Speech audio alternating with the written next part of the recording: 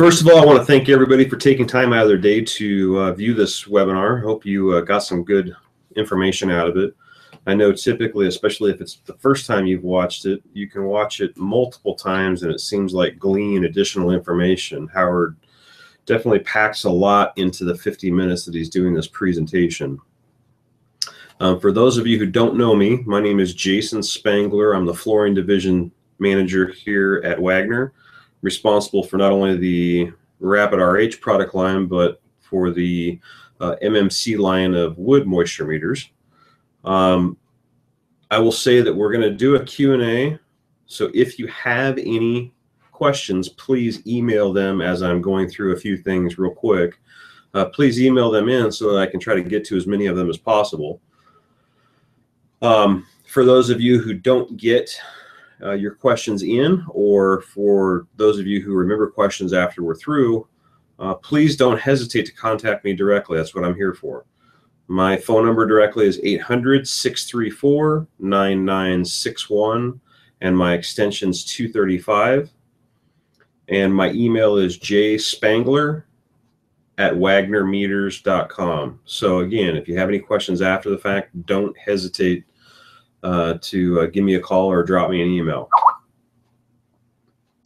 I had one person who made a comment about the not being able to see the actual presentation itself, the recording. They could hear it, but they couldn't see it. One thing I'll say, I'm sorry for that.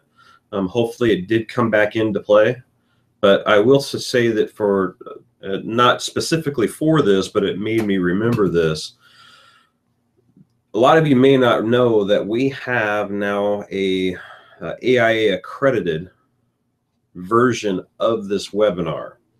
It's not going to have all the same information in it, but it definitely is something that, especially if you're dealing with the design community, or if you're dealing with somebody who doesn't have the ability to schedule their time, it'll definitely give you a certain amount of information to be able to understand concrete moisture a little bit better.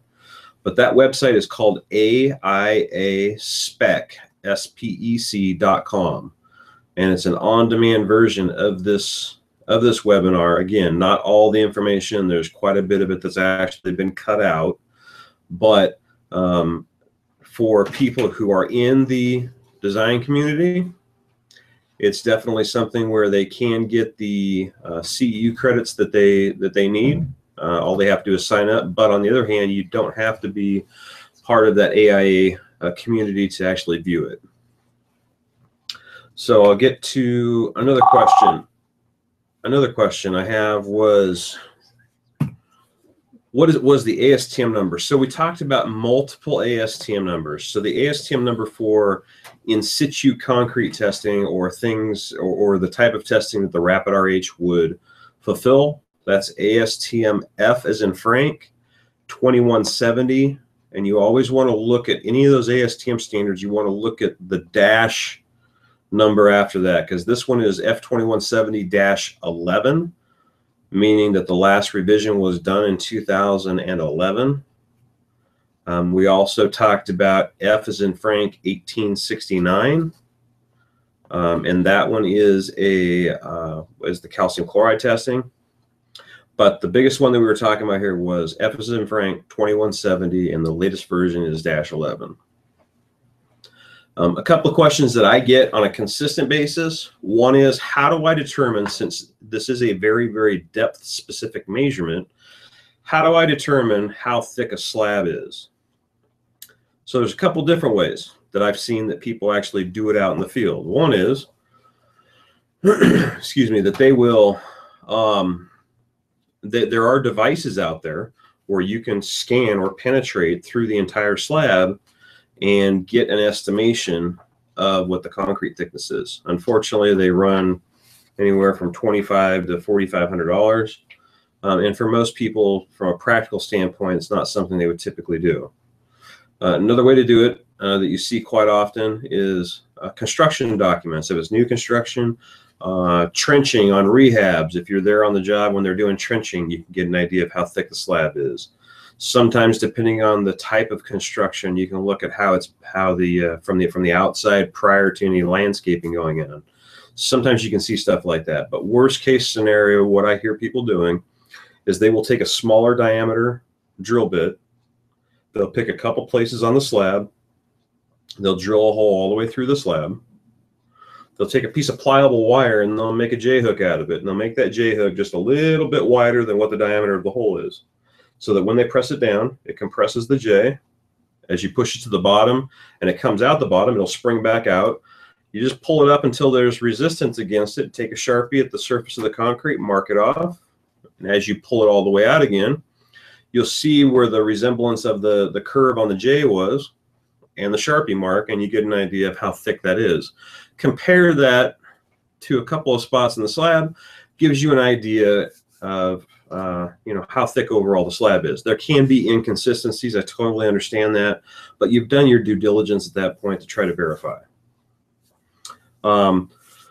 Another thing that I see quite often, or another question that I get, is relating to pan decking.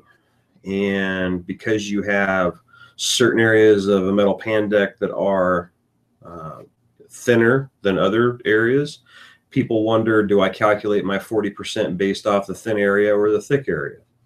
Again, a couple of different ways that people are doing it out there, because the ASTM standard really at this point, at least for now, is silent about being very specific about it. So there's two things. One, you can either identify where the thickest portion is and then drill 40% of that. And the way you would do that is they make a very inexpensive, in the scheme of things, a very inexpensive metal detector that works much like a stud finder that you can just do on the surface of the concrete.